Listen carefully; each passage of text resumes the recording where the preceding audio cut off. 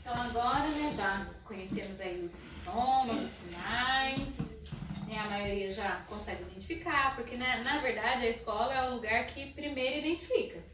Então, às vezes a gente acaba identificando até antes da família, porque a gente está acostumado com várias crianças, né? A gente não foca em uma só, né? Muitas vezes a família só tem aquele filho, então é mais difícil ela comparar com outros desenvolvimentos, né?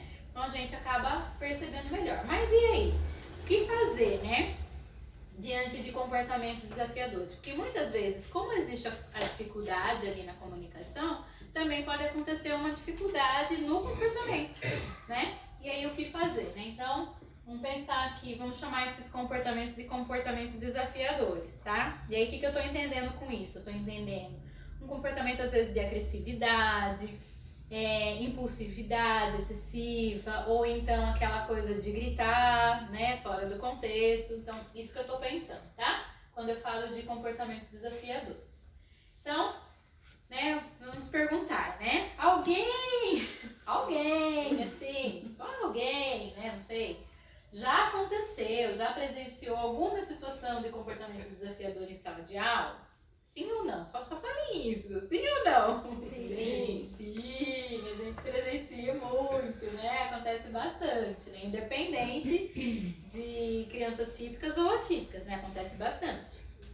E aí é isso, a ideia é isso, é pensar no comportamento independente do, né, das questões assim, mas tem laudo, não tem laudo. Não é nisso que eu tô pensando nesse momento. Lembrando que toda pessoa não é um laudo, é uma pessoa, né? Então tem muitas variantes ali, tá? Então, qual ou quais comportamentos poderiam ser a função do comportamento desafiador? Por quê? Porque todo comportamento tem uma função.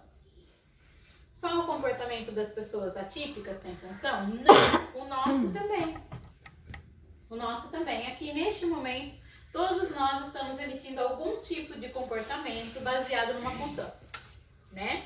Então, a gente muitas vezes, vamos supor aqui, num casal de namorados, né? Então, sei lá, o rapaz vai lá e entrega um buquê de flores pra mulher. Se ela recebe aquilo com um sorrisão, né? Nossa, que lindo, não sei o que, e abraça, e beija, ele vai se sentir incentivado, né, com aquele comportamento dela, e pode ser que daqui 1 ano, 2 ou 3 ele faça de novo. Né? Pode ser. Então, assim, o que eu quero dizer é que ele vai ficar feliz e ele vai retribuir de alguma forma, né? Na verdade, todo relacionamento é baseado nessas questões, né, nas funções do comportamento, né? A gente, quando tem um amigo, a gente costuma ter uma reciprocidade com esse amigo, porque senão não alimenta aquela amizade, não é? Então todo comportamento tem uma função. Quando a gente tá triste, a gente não vai ficar sorrindo pra lá e pra cá, porque a gente demonstra que a gente tá triste, né? Então todo comportamento ele acontece de um porquê, né? E ele tem um para quê também, tá?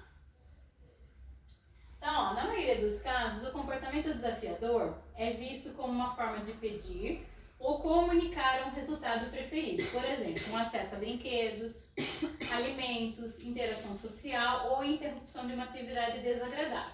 Portanto, o objetivo é substituir um pedido por uma comunicação mais adaptativa, apropriada e eficaz, né? Então, isso aqui é do site Autismo e Realidade. É uma citação, tá? E depois eu vou explicar cada um dos itens ali.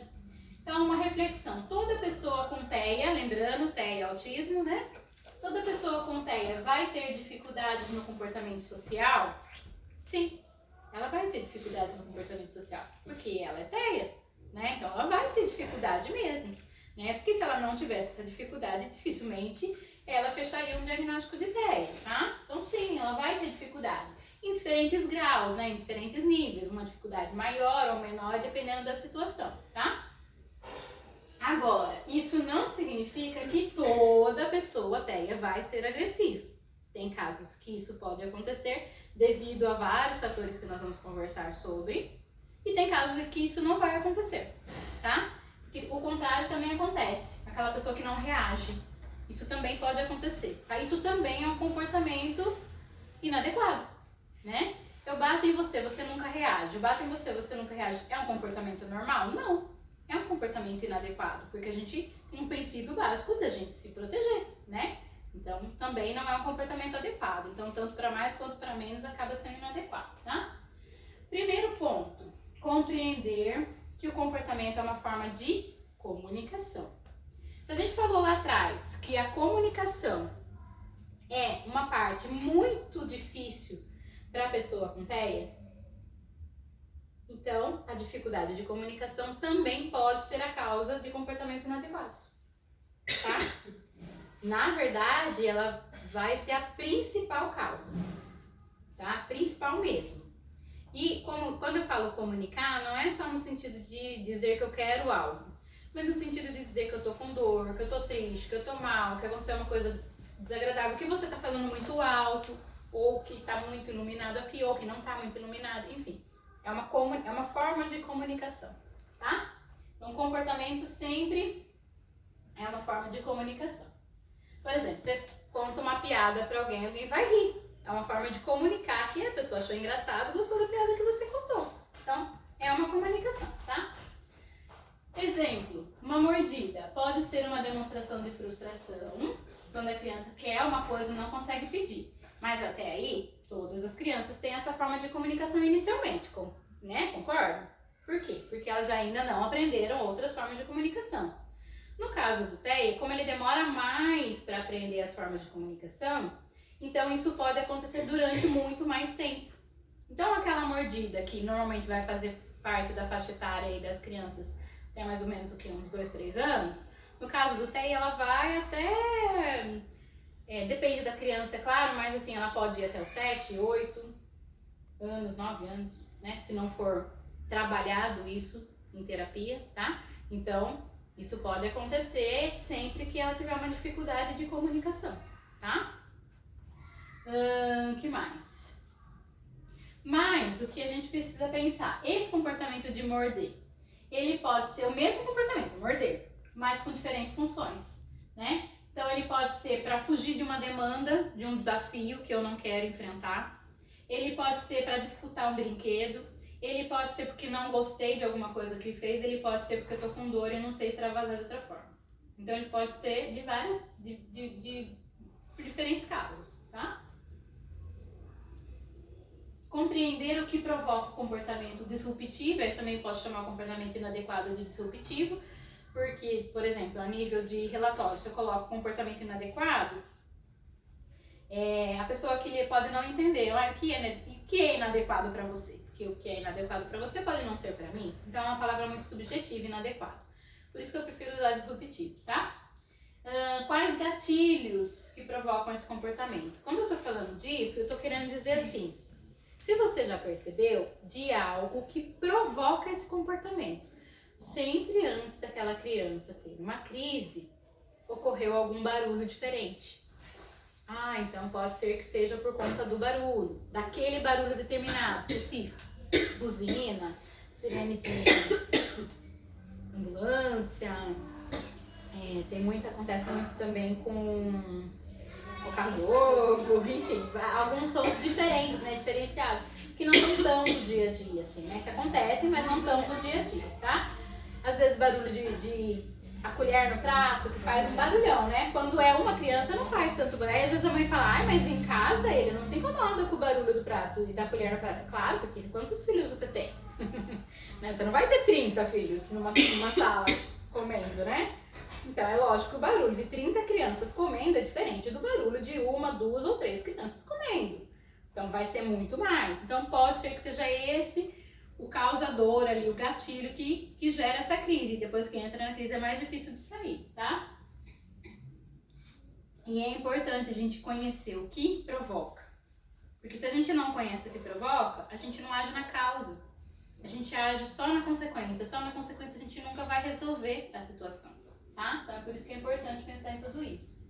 Compreender, então pensamos no antes, que acontece antes do comportamento. Aí teve o comportamento.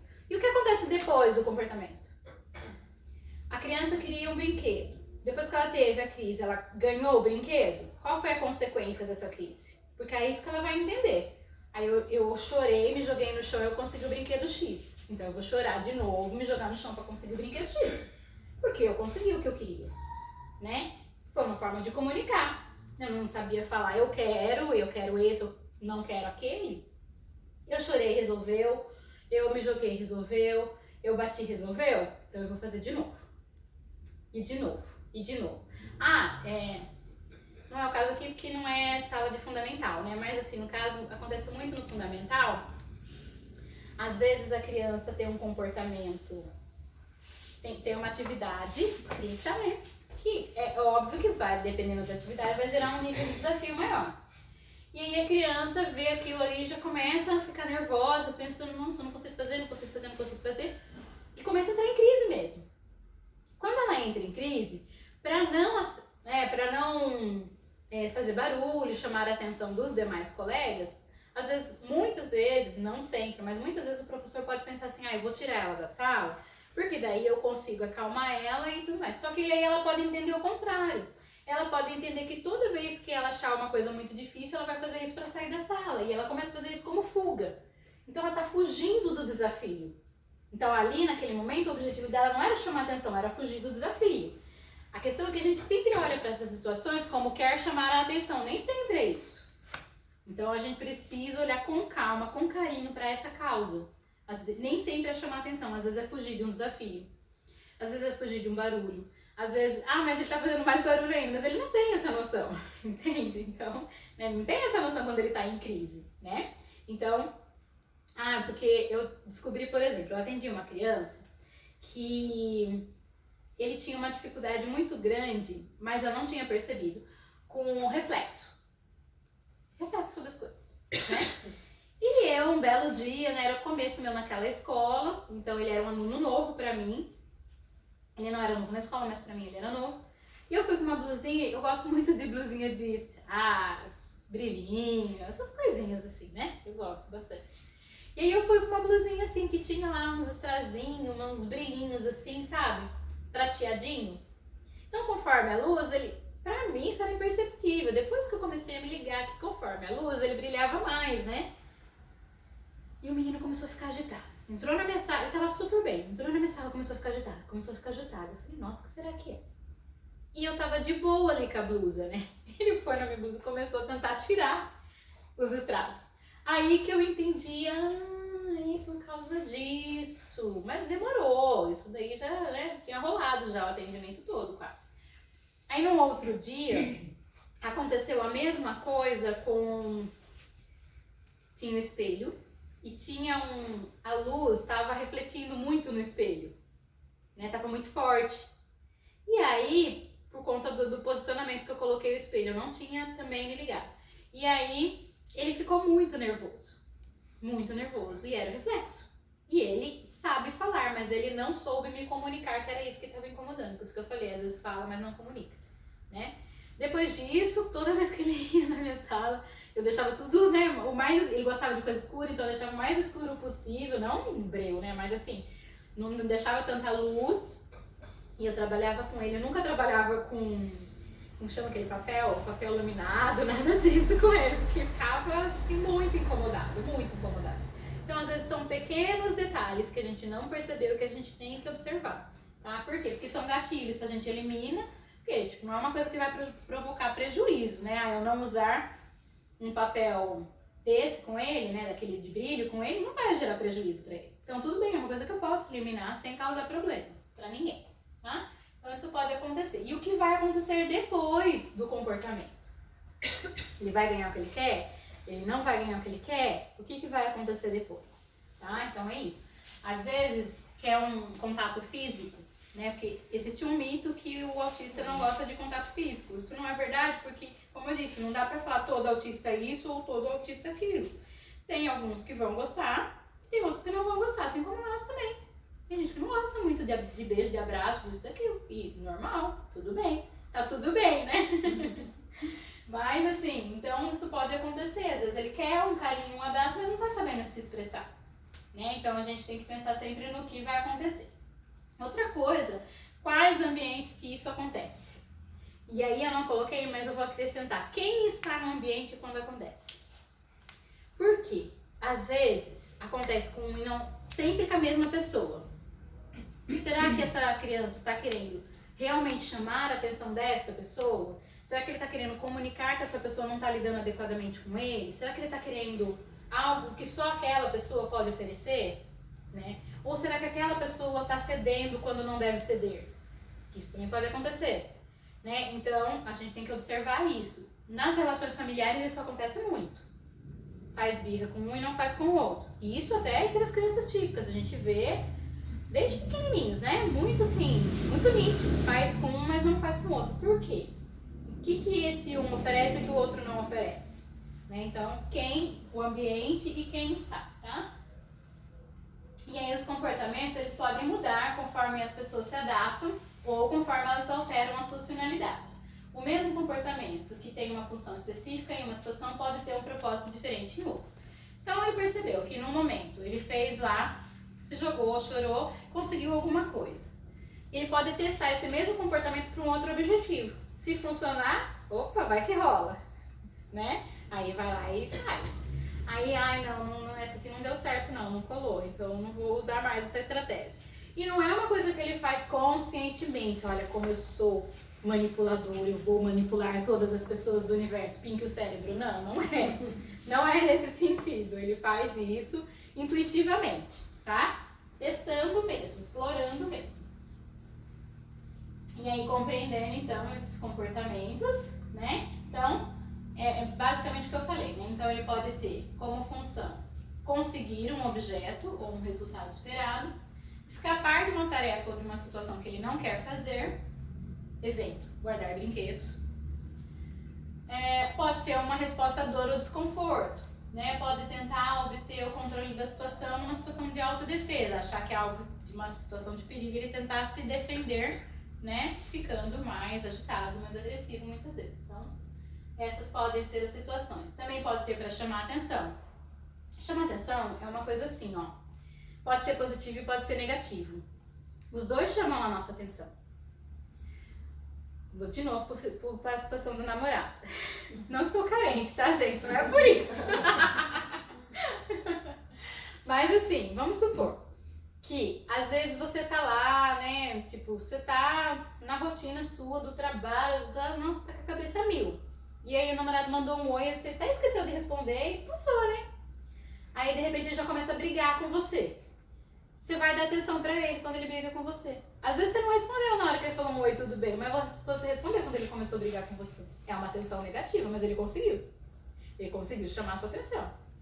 Então, chamar a atenção pode ser positivo ou negativo, tá? Não, nem sempre vai ser de uma maneira positiva. Nossa, mas ele faz isso pra chamar a atenção, mas ele não tá vendo que é pior? Não, ele não tá vendo, porque chamar a atenção é chamar a atenção, positivo ou negativamente. Isso vai pra vida.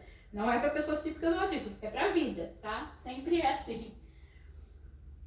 Tentar se acalmar, se controlar ou se sentir bem. Às vezes a questão do chão pode acontecer porque ele está tentando um estímulo sensorial. Nem sempre é porque ele quer fazer uma birra, né? Eu tinha uma criança que ia muito pro chão. E aí a professora ficava muito incomodada. E aí o que eu percebi? Ele tirava a camisa e ficava no chão, porque ele queria o gelado do chão. Ele queria sentir o chão, aquilo acalmava ele.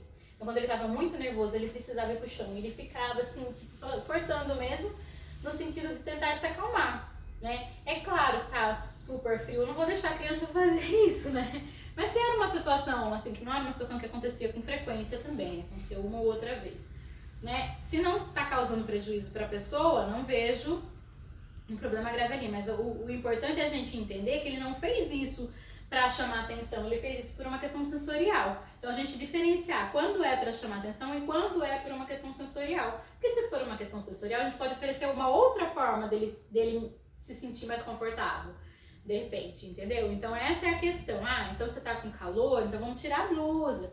Você tá assim, vamos tomar um banho para dar uma acalmada. Então, ensinar também que existem outras formas, não preciso me jogar no chão toda vez que eu tô com calor, né? Então ensinar outras formas, tá? E fuga sensorial, né? O contrário também pode acontecer. Então, às vezes, o ambiente ou tá com muito estímulo e ele quer fugir daquele ambiente. Tá, ambiente com muito estímulo. Muito estímulo também deixa eles mais agitados, né? Então, a gente, enquanto professor, a gente gosta de cartaz. a gente gosta de um monte de coisas assim, né? Brilhantes e saltitantes, né? E isso é muito legal pra gente. Mas nem sempre vai ser legal pra eles, tá? Então isso também pode ser. Toda criança com autismo vai ter essa dificuldade? Não, como eu já disse, tem casos e casos. E aí a gente tem que analisar cada situação, tá? Mas pode acontecer. Então, diante de um comportamento disruptivo, após você compreender a causa, é o primeiro ponto, você deve agir com calma e compreendendo que na maioria das vezes a situação não é intencional por parte da criança. Compreender isso te ajuda a tomar decisões mais assertivas no manejo comportamental. Então é aquela coisa assim, a criança está nervosa, está agitada, primeiro ponto, mantenha calma. Ah, mas ele está numa situação... Eu sei que é difícil, eu sei mesmo, literalmente eu sei. Meu corpo sabe também que ele tem marcas aqui que dizem isso. Mas quanto mais você conseguir, nem sempre você vai conseguir, porque às vezes você também vai se desregular emocionalmente, isso pode acontecer, né? Às vezes você está numa questão, passando por uma situação também complicada na sua casa, na sua vida, isso pode acabar influenciando. É lógico, nós somos seres humanos. Mas, via de regra, se você conseguir manter a calma, isso vai dar um resultado melhor. Não significa manter uma calma e a criança está derrubando a televisão na cabeça. Não é nesse sentido. Ah, tudo bem, pode derrubar a televisão na sua cabeça, meu amor. Não é nesse sentido, tá? É no sentido, olha, agora você vai precisar sair daí, porque senão essa televisão vai cair na sua cabeça, né? Isso é um ponto. O outro ponto, até esqueci de colocar ali, é você falar menos. Sabe aquela história do menos é mais? No momento de crise, o menos é mais, em todos os sentidos. Espera aí que eu já vou explicar o porquê. Então, o que fazer, né? De novo, observar, registrar, compreender e acolher. O que é acolher? Falar assim, nossa, que comportamento maravilhoso esse seu de ter crise. Pode ter crise todos os dias? Não é isso que é acolher, tá? Acolher significa que você, primeiro, não vai estar julgando a criança porque ela tá tendo aquela situação, nossa, que menino chato que tá fazendo isso, que menino isso, que menino aquilo. Não é nesse sentido, né? Então é você entender que não é intencional. De fato ele não queria fazer aquilo, na maioria das vezes. Né? Então é entender isso. Então tentar acalmar a criança sem falar demasiadamente com ela, porque isso pode piorar a situação. Aliás, né? Isso serve para muita gente, não só para as crianças atípicas, tá? Mas assim, via de regra, pensando nas crianças atípicas agora. A criança tá numa crise intensa, tá lá se jogando, com agressividade, às vezes com agressividade, às vezes não, mas enfim, tá numa crise, você percebe que é uma crise. Primeiro ponto, qual que é a diferença entre crise e birra, você sabe? Na crise, tá, não tem nenhum livro sobre isso dizendo é assim ou é assado, mas assim que eu observei já na minha vida profissional. A crise, a criança vai entrar num sofrimento, pode acontecer dela ter um comportamento muito inadequado, muito disruptivo, de gritar, de se movimentar excessivamente, de ficar agitada, ou até mesmo pode acontecer agressividade, ou com os outros ou com ela mesma, às vezes até si própria. E ela não vai conseguir sair disso facilmente. Mesmo você oferecendo um brinquedo legal para ela, mesmo você tentando distrair ela para outro foco, mesmo ela pode até sair disso, mas vai demorar mais, tá? Se é uma birra, vamos supor, ela queria um brinquedo, você não deu, ela entrou numa situação ali que você não sabe se ela queria ser a birra. Se você, é claro que a gente vai ficar fazendo isso o tempo todo, vamos ficar testando, vamos ver se é birra, se é crise, né? A gente não vai fazer isso o tempo todo, mas assim, dá pra perceber por quê. Alguém ofereceu aquele brinquedo pra ela, acabou na hora, não tem nem mais lágrima, não sai, sabe? Aquela coisa secou, o olho até ficou sequinho. Então não era crise, era birra, porque eles também fazem birra, né? A criança atípica também faz birra, né? Isso é natural ali de uma certa faixa etária, tá bom? Então, essa é uma das diferenças. E aí, se você falar demais, né, eu sou uma pessoa que eu falo bastante, mas quando um aluno meu está numa situação de crise, eu falo um pouco de uma maneira assim, a gente fala, é curta e grossa. Não é nesse sentido, mas é no sentido justamente de diminuir a quantidade de palavras. Ao invés de eu falar frases inteiras, eu corto palavra, né? Então, agora sentar. Eu não falo assim, Ai, agora, meu amor, nós vamos ter que sentar, porque a mamãe tá vindo, porque não sei o quê. Não, eu não faço isso. Agora é sentar. Cadeira. Agora, cadeira. Então, poucas palavras. Por quê? Porque ele vai ter que se ater ao que eu estou falando. Se eu falar muito, aquele excesso de informação vai bombardear o cérebro da criança com autismo. Ela tem um funcionamento diferente do nosso, então aquilo vai bombardear de estímulo de informação. E aquilo vai se perder, aquele monte de informação. Então, menos é mais. Outra coisa que o menos é mais. Menos gente também é mais às vezes. Por quê? Se a criança está numa situação de crise, é claro que você precisa de uma pessoa, de um adulto ali, não vai largar a criança sozinha, lógico, né? Às vezes até pode precisar de um segundo adulto, se for uma situação que está possibilitando algum risco ali, no máximo. Passou disso, vai ser pior. Isso eu posso garantir, na maioria das vezes, tá? Não todas as vezes, mas na maioria das vezes. Por quê? Também, quanto mais gente tem ali, mais aquela criança fica perdida de qual comando seguir, quem é a referência dela, quem que ela deve escutar naquele momento. E aí as pessoas começam a falar, né? É natural. As pessoas começam a falar ao redor aí aquele excesso de informação, ou seja, é um bombardeio de informação. Então, no momento que tem essas crises, essas situações, no máximo 2 adultos. Passou disso, vai gerar problemas possivelmente, tá? É claro que se é uma situação, tá na saída da escola, isso vai ser muito mais difícil de você controlar. Você não tem como controlar um ambiente aberto, totalmente aberto, né? Mas num ambiente de sala de aula, em geral, você tem como fazer isso. E aí, o que eu oriento? Por exemplo, vamos supor que a criança está tendo uma dificuldade aqui dentro dessa sala e ela começa a jogar coisas, né? E as outras crianças também. E aí, tem um adulto que possa ajudar nessa situação, além de você que é o professor. O que pode acontecer? De repente, olha, vamos crianças, vamos pegar tal coisa em tal lugar, depois a gente volta aqui e aí enquanto isso a fulana vai conversar com o Joãozinho, por exemplo. Isso pode acontecer, tá? Não é no sentido de excluir a criança, é no sentido de tentar fazer com que ela se acalme.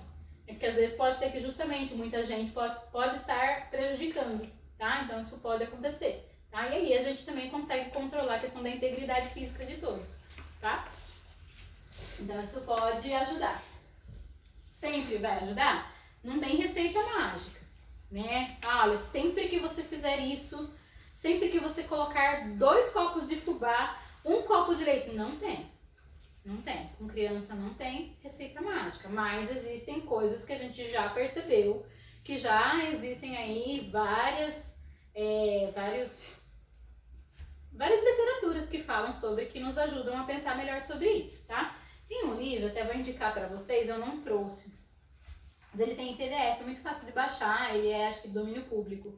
Manejo Comportamental, acho que é de crianças autistas, que ele tá na nomenclatura antiga, porque ele acho que é de 2011, uma coisa assim, já faz tempo já, tá? Então, Manejo Comportamental de Crianças Autistas, tá? Então, esse livro é muito legal, ele traz bastante informação bacana. Você tem ele em PDF?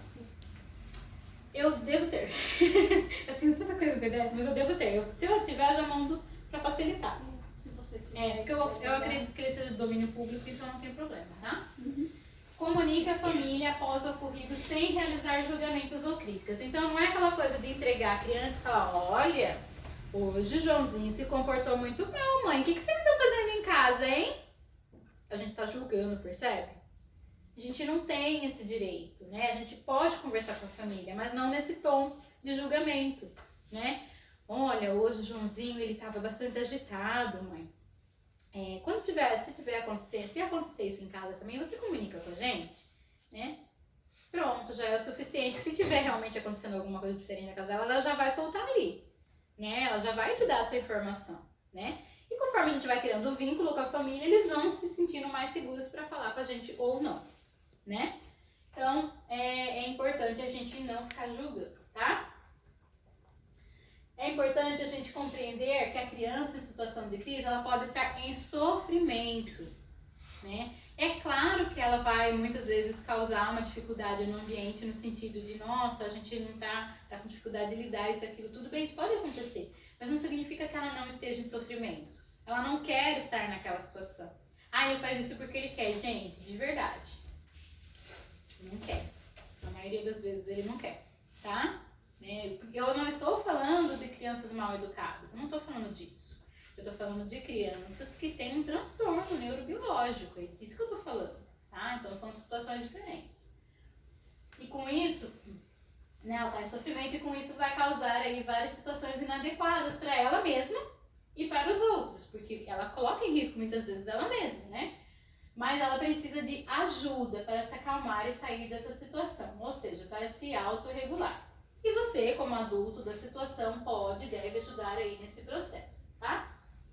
E aí, eu não coloquei, mas eu queria até acrescentar essa questão, né? Então, a criança tá lá numa crise, numa situação complicada.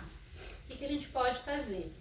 Bom, primeiro entender da onde que tá vindo isso. Primeiro ponto, entender da onde que tá vindo isso, por quê, o que será que tá gerando. Mas naquele momento, a situação já está acontecendo, então, né, é bom você observar se acontecer mais do que uma vez, mas também é importante você acolher. Naquele momento você precisa ser rápido, né, então você precisa acolher. Então ali, 1 ou 2 adultos na situação para acolher. Tem criança, eu tinha um aluno que ele gostava que eu abraçasse ele. Assim, eu abraçava ele ficava de costa, né? E eu abraçava ele, e aí eu balançava e cantava pra ele, mas tinha que ser uma música específica. E aí, aquela música acalmava ele. Mas tinha que ser eu cantar. Aí gerou um problema, né? Porque o dia que eu não tava na escola, porque eu atendia várias escolas, né? E o dia que eu não tava na escola, eles ficavam, mas e agora, né? Não sei o quê. Então a gente pensou, não, a gente precisa pensar em outras estratégias, né? E essa estratégia valeu para um primeiro momento. Mas no segundo momento a gente precisou pensar em outros, porque eu não teria como estar ali o tempo todo. Perguntei pra mãe, por isso é importante a parceria. Mãe, quando ele tá assim mais agitado, o que você faz que você percebeu que acalma ele? Então essa parceria com a família é extremamente importante. Porque às vezes tem algum objeto, né, um paninho, uma coisa assim que você consegue dar pra criança e ela se acalmar, né? E é diferente de estar dando o que ela quer o tempo todo, não é no sentido de dar um brinquedo pra ela ficar quieta. De dar um celular pra ela, né? Não é nesse sentido, mas é no sentido assim, já existe um objeto que ela tem um apego muito grande e isso pode ajudar bastante nesses momentos. Uma outra coisa que pode ajudar bastante, falar menos palavras, né? Não falar num tom exagerado de voz, que nem eu tenho uma voz assim mais alta, né? Eu falo alto, né? Mas quando eu tô com uma criança que tá numa situação de crise, eu não falo nesse tom de voz. Eu mudo, eu tenho essa consciência que eu tenho que mudar o meu tom de voz. Fulano, cadeira agora, né? Cadeira. Então eu já mudo o meu tom de voz, porque se ele tá gritando, eu tô gritando também, aí ele vai querer gritar mais alto e fica aquela coisa, né? E ninguém entende ninguém, né? Quando tá todo mundo gritando, ninguém entende ninguém. Então, não é legal. Então, abaixa um pouquinho o tom de voz, se for o caso. Se for uma pessoa que nem eu que for falar alto. Agora, se você já fala baixo, beleza. Então, tudo bem, tranquilo, né? Também não dá pra ficar uma coisa assim sussurrando que ele não vai nem entender, que aí também não vai funcionar, ele vai ficar mais nervoso ainda. Então tem que ter uma dosagem aí, tá? E aí você vai percebendo, por exemplo, eu percebi essa questão do cantarolar pra uma criança específica que funcionava, né? E aí usei, beleza. Só que quando eu não estava no ambiente não funcionava. O que a gente percebeu? Que quando a gente colocava ele numa situação, sempre que ele estava em crise, ele saía correndo da sala, né? E aí, quando ele saía correndo da sala, eu deixava o máximo de portas de lugares perigosos fechados. Por exemplo, a despensa lá que tinha cândida... Ai, não pode falar cândida, né? Ah, você tá assim. A despensa que tinha esses produtos, assim, mais perigosos, né? Que Deus me livre e guarde se ele ingerisse, né? Poderia dar muito problema. Então, essa estava trancada, né? E aí, teve um dia que ele foi correndo pro banheiro. E a luz estava acesa, porque, né, a gente usa no dia a dia e estava acesa. E eu percebi que aquilo estava incomodando ele. Aí ele, luz! Daí eu falei, você quer que eu apague a luz?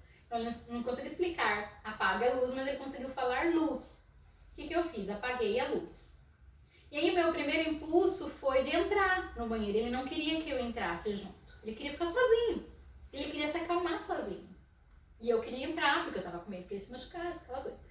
Aí eu olhei, dei uma olhadinha assim, né, segurando a porta, olhei, vi que não tinha nenhuma situação de perigo, falei, não vejo por quê, o que eu fiz? Pra ele não se trancar lá dentro, eu coloquei um pezinho na porta, que daí não conseguia trancar, e apaguei a luz e falei, fulano, quase que eu falei o nome agora, fulano, eu vou sentar aqui do lado de fora. Aí ele ficou escutando eu falar. Aí eu percebi que ele já esperou eu falar. Eu falei, tô sentado. Quando você se acalmar, você sai. Porque eu vi que ele já tava um pouco mais calmo, né? Eu sentei, eu fiquei meia hora ali. Por isso que eu tô falando, às vezes, né, você vai precisar de mais de um adulto, porque você vai estar ali no contexto das outras crianças também, tá? Então não foi a professora dele que ficou ali, fui eu. Eu fiquei ali meia hora, sem brincadeira, sentada, sem abrir a boca. E aí o povo passava perto, né? Sempre tem, né? Às vezes, sabe, aquela tiazinha legal que é toda carinhosa, que a gente entende, né? Mais assim, né? Que quer abraçar, beijar, não sei o que, vem aqui, não, com ele agora não, por favor. Então eu já avisava. Então é importante que a equipe toda entenda que naquele momento falar o mínimo possível com ele. E se tá aquela pessoa lidando com ele no manejo comportamental, só aquela pessoa vai falar com ele. E não várias pessoas falando, porque daí ele não sabe qual comando que ele segue, tá? Então, essa é uma coisa que ajuda bastante também. Então, basicamente, o que eu tava lembrando, assim, de trazer de informação para vocês, é isso. Como eu falei, não tem fórmula mágica, mas tem algumas coisas, algumas estratégias que a gente vai tentando e vai caminhando bem, né? E a gente vai verificando também de acordo com cada criança. Tem criança que gosta do toque, então de repente você pode abraçar, né? Pra ela se acalmar. Tem criança que não gosta, então se você abraçar pode ser pior, né? Então tem várias situações aí que podem acontecer, tá bom? Então assim, acho que o mais importante agora seria isso. Não sei se dá tempo de conversar uns minutinhos ainda para ter perguntas. Dá? Então, rapidamente, só para vocês não saírem aí do horário de vocês, vou pedir para vocês fazerem perguntas, então, né? Aí pro pessoal que está nos acompanhando, a gente encerra por aqui, tá bom? Obrigada, tchau, tchau.